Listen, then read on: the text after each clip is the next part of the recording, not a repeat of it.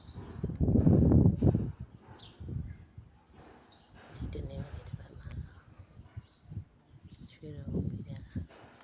ဟိုမှာဒိတ်ခံပြီးခုရော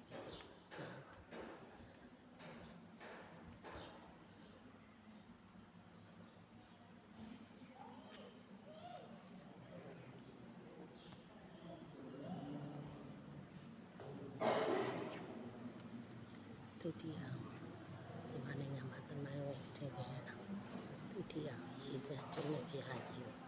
ရောက်ရှိပူမျောခဲ့ရပါတယ်ကျူတော်မှာရှိကြတော့ဒီမနိုင်ငံလူနိုင်ငံသားများအားလုံးကဘာသာများအားလုံးရေစံကျွန်းနဲ့